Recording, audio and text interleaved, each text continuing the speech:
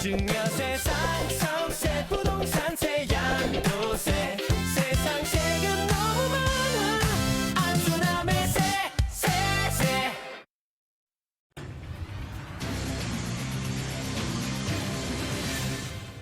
네, 세상의 세금 상식을 세세하게 알차게 전해드리겠습니다. 안수남의 세세세 시간 이어갑니다.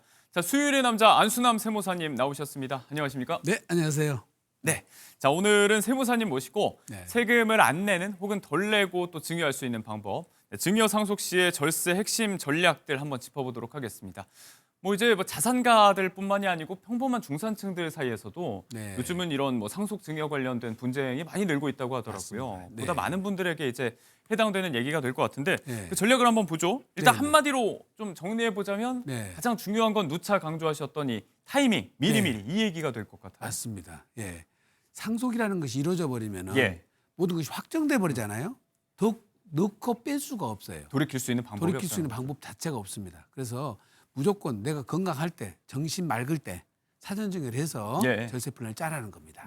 네. 자, 그 각각의 세율 구간에 대해서 누진세를 매기는 구조고 네. 10년마다 돌아오는 증여 주기 이런 게 있기 때문에 네. 자, 이런 것들을 감안해서 미리미리 좀 나눠서 해야 된다라는 네. 이야기입니다. 네. 구체적으로 조금 더 들어가 보면 일단 이 증여 주기 이야기인데 네. 10년마다 리셋이 되지 않습니까? 그렇습니다. 이 부분을 좀 잘 활용해야 된다는 거죠. 네. 상속이라는 건 딱 평생 한 번밖에 없잖아요. 근데 증여는 수시로 시도 때도 없이 줄 수가 있는데 예. 다만 이제 그거는 증여세는 10년 단위로 묶어서 과세가 이루어지기 때문에 예. 10년 10년 주기로 활용하라는 거고요.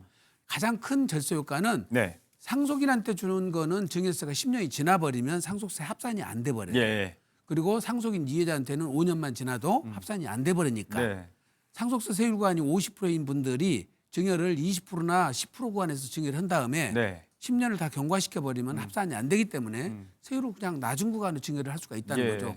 이거를 활용하는 것이 절세의 최고 기름길입니다. 상속이 지금 이루어질 시점을 정확하게 우리가 예상할 수는 없겠지만 맞습니다. 어느 정도는 염두에 둬야 된다. 네, 그 기간을. 그렇습니다. 예, 예. 네. 자, 이렇게 기간을 좀 나누고 미리미리 하는 게 좋다는 거. 그리고 네. 나눈다라는 이야기. 이게 사람 수도 해당이 될 것 같습니다. 이게 네. 상속인의 수가 많으면 많을수록 좋다는 게 결국은 네. 재산이 쪼개지면 각각의 재산에 대해서 더 낮은 세율 구간을 적용받기 때문에 그 부분 아닙니까? 상속세는 유산세락에서 아버지가 남긴 재산 총액에 다 세율을 적용하는데 예. 증여세는 유산 취득세예요. 받는 사람 기준으로서 세율을 적용되다 보니까 예. 수증자가 많으면 많을수록 예, 세금이 낮아지게 되죠. 네, 네, 수증자. 예. 그래서 분산이 제일 중요한 겁니다. 네, 수증자를 좀 많이 분산을 하면 네. 절세 차원에서는 이렇게 사람도 나누고 기간도 좀 나눠서 시간 미리미리 나눠서 하는 것이 10년 단위로 태어날 때부터 주는 분들도 있잖아요. 예. 그다음에 10살 때 주고 20살 때 주고 30살 때 이렇게 나눠서 주면은 최저 세금으로 분산 증여가 가능합니다. 전략적으로 네, 미리미리 나누는 것의 중요성. 예. 자, 그렇다면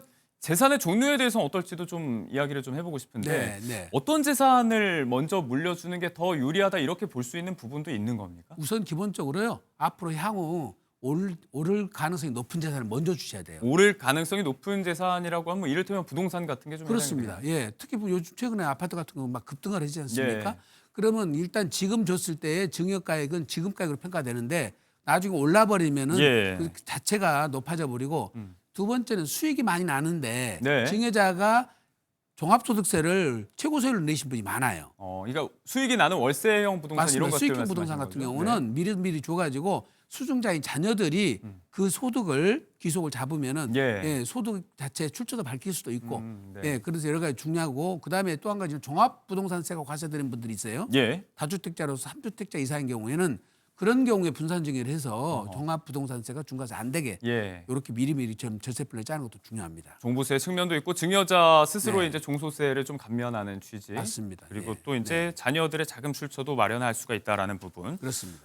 여러 가지 이제 효과적인 방법들을 주목을 하고 있는데 하나로 최근에 또 뜨고 있는 것이 이 자녀법인을 통한 방법이 또 있어요. 이제 가족법이라고 그랬습니다. 가족법인이라고 부릅니까? 부르고 네.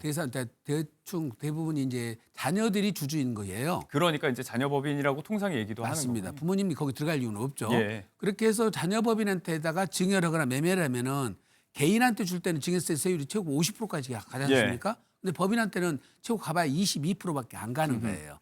그다음에 두 번째 더 중요한 거는 예. 자녀법인한테 가면 우리가 수증자가 여러 사람이면 의사결정하는데 문제 생기잖아요. 그렇죠. 근데 자녀법인한테 가버리면 대주주하고 대표이사가 의사결정 무조건 따라가야 돼요. 아무튼 회사니까. 맞습니다. 네. 예. 그리고 이제 상속인한테 아까 줬을 때 10년 단위로 합산된다고 그랬잖아요. 예. 그러니까 30년 안에 돌아가시면 법인한테 줬을 때 5년만 지나도 상관없어요. 그래요. 그다음에 손자녀한테 주면은 원래는 할증과세를 먹게 돼 있는데 예. 자녀법인의 주주 중에 손자녀가 들어가 있어도 할증과세를 안 먹습니다. 네. 그리고 이제 개인 소득세는 최고 49.5%까지 되는데 법인세는 22%니까 예. 물론 나중에 배당할 때는 세금이 더 늘어날 수는 있지만은 예. 어쨌든 세부 부담 자체는 낮아지는 것은 분명하고요. 네. 그리고 개인에서는 그 대표이사 자체 급여 처리를 못 해요.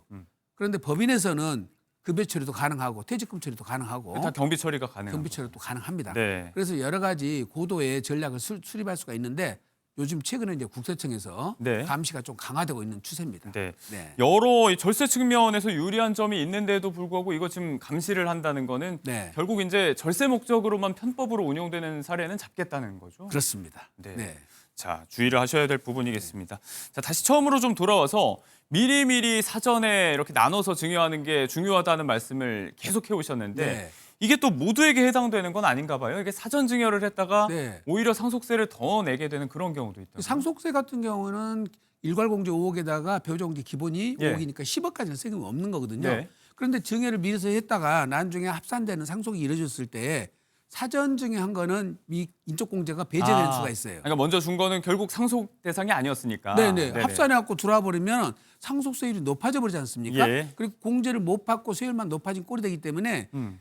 이 15억 내외까지는 사전 증여하는 것이 별로 실익이 없어요. 이제 아예 안 나온다든지 거의 안 그렇습니다. 나오는 그 거의 안 수준에 나오기 때문에 그래도 상속재산이 한 30억 정도 넘어갔을 때 기준을 그 정도로 그렇습니다. 보시는군요. 그래서 증여를 해야만이 절세 효과가 좀 생긴다고 보셔야 돼요.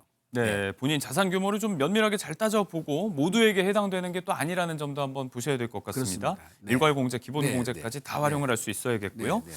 자, 조금 전에도 저희가 잠시 이야기를 했던 부분이지만 이 증여 상속의 대상이 되는 자산 가운데 아마 주된 부분이겠죠. 이 부동산 증여에 대한 이야기를 조금 네, 더 네. 해보려고 합니다. 네. 일단 그 증여 상속 때 얼마만큼의 가치를 갖고 있는지가 관건인데 이 그렇죠. 기준이 되는 걸 원칙적으로 이제 시가라고 이야기를 꾸준히 그렇죠, 해주셨잖아요. 그렇죠. 예. 그런데 상속이나 증여 당시에 시가 자체는 존재할 수가 없어요. 그래서 어쩔 수 없이 증여 시점에 6개월 전, 예, 그다음에 증여 후 3개월 이 기간 중에 이 부동산 거래가액이 있거나 예, 감정가액이 있거나 수용 공매가가 있으면 이걸 시가로 보도록 되어 있습니다. 네, 그 아파트 같은 경우는 그런 것이 없더라도 유사 부동산의 매매 사락계라고 해서 뭐 예, 예, 그런 가격이 있기 때문에 아파트는 그걸로 평가를 해요. 시세가 있고 그렇습니다. 상가나 근데 나대지 같은 경우는 이런 건 좀 잡기가 없어가지고 어렵잖아요. 이제 우리가 보통 보충적 평가 방법이라 해서 기준시가로 평가를 하게 되는데요. 네.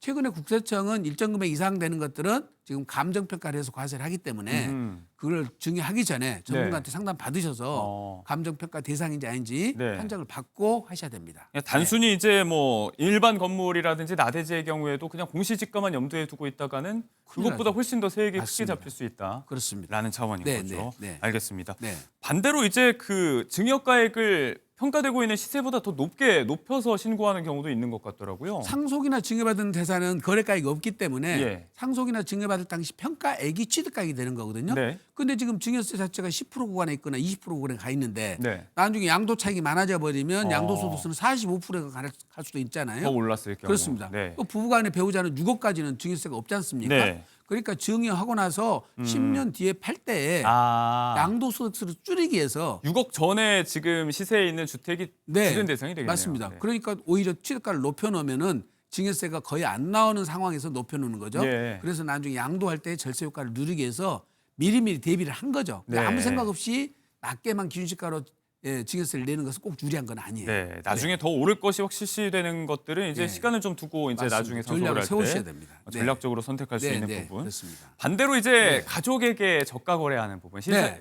시가보다 현저하게 낮게 파는 건 지금 주의해야 된다고 저희가 누차 이야기를 했잖아요. 그렇습니다. 이게 우리가 세법에서 허용되고 있는 저가 양도는 30%하고 3억까지인데요. 예. 만약에 증여세 같은 경우는 그걸 벗어나더라도 네. 3억까지 봐준다 그러면 5억 정도 낮게 하면은 2억만 증여세를 부과를 했어요. 예. 근데 취득세에서 요즘에 세법 개정된 것이 네. 만약에 30% 3억 중 적은 금액을 벗어나면은 벗어나면. 일부 돈 거래가 직접 된 거래, 유상 거래까지 모두 증여로 보도록 돼 있어요. 차액만 보는 것이 아니고 전체를 전체를 다. 지금 무상으로 보여가지고 조정 대상자의 경우에는 13.4%가 과세가 될 수가 있기 때문에 중과세까지 될 중과세가 수가 있고. 돼버립니다. 네. 그러니까 사전에 낮게 거래더라도 일정 금액 범위를 지키셔야 됩니다. 네. 너무 낮게 하시면 큰일 납니다. 그러니까 이제 뭐 무조건 시가보다 너무 낮게 해야 네. 하는 게 좋다, 뭐 높게 하는 게 좋다 이걸 단순하게 이야기할 것이 아니고 맞습니다. 예. 각각이 지금 처한 상황들도 잘 봐야 된다라는 이야기입니다. 그렇습니다. 예. 최근에 가장 많이 들여다보고 있는 뭐 가족 네. 간 저가 거래 의심 이야기까지 저희가 좀 해봤고요. 네. 자, 이 부동산도 마찬가지입니다. 미리 이제 증여하면 좋다는 이야기를 계속했으니까 네. 그게 좋다고 해서 아무 부동산이나 막 증여하면 되느냐 하면 또 그건 아닌 게 증여를 했다가 좀 분리해주는 그런 경우도 있다고 하던데. 그렇습니다. 이제 부모님들이 10년 보유, 10년 거주한 거는 80%까지 장기 보유 특공제가 되는 비과세 요건을 충족하고 있거든요. 예. 그 이후 올라가는까지 전부 80%가 되는데 자녀들한테 줬다가 가격이 올라버리면 양도세 자체가 많이 나올 수가 있고요. 예. 그다음에 어느 경우에는 조세특례 제한법상 감면 대상 주택이 되는 것들이 있어요. 네. 이런 것들은 증여를 하면 안 됩니다. 어. 왜냐하면 상속으로 이루어지면은 네. 그 감면 혜택을 다 같이 갖고 들어가거든요. 아, 그래요. 네, 근데 증여가 이루어져 버리면 감면 혜택이 없어져 버립니다. 이게 또 달라지는 그렇습니다. 부분이군요. 그리고 어떤 주택은 로또 주택이 있는데 네. 그걸 증여를 해가지고 그 감면 혜택이 날아가가지고 세금이 27억 차이 나는 케이스도 있기 때문에 네. 주기 전에 반드시 세무사님들한테 감면 여부를 체크를 하시고 증여를 하셔야 됩니다. 기본적으로는 1세대 1주택 비과세 요건 이것도 지금 증여하면서 그것도 지금 마찬가지로 증여를 해서 그 혜택이 날아가 버리니까 예. 부모님 거 그런 경우는 오히려 능력이 있으면은 네. 그거를 양도를 해서 매매로 정리해서 넘어가는 게 더 유리할 수도 있습니다. 자녀에게 경제적인 능력이 있다면 그렇습니다. 매매 형태로 예, 가는 것이 아까처럼 더 나을 일부 수도 있다. 저가로 해도 넘어가도 되니까요. 예. 네. 자, 오늘 뭐 자산가들뿐만이 아니고 중산층들까지 자주 마주하게 되는 재산 분쟁, 상속 증여와 관련된 절세 팁들, 전략들 저희가 쭉 살펴봤는데 자, 마지막에 한 이야기, 이 세법상 이 적용되는 혜택들이 있는 부동산의 경우는 그것들이 지금 상속 증여에 따라서 어떻게 형태 변화가 이루어지는지 이런 것까지 좀 면밀하게 체크를 해봐야 될 것 같습니다. 네. 자, 결국은 뭐 증여가 가족의 미래를 설계하는 일이잖아요. 네. 면밀하게 들여다보고 네. 저희가 좀 전문가 상담도 필요한 이야기까지 네. 하나하나 만나봤습니다. 네. 안수남 세무사님과 함께했습니다. 고맙습니다. 네.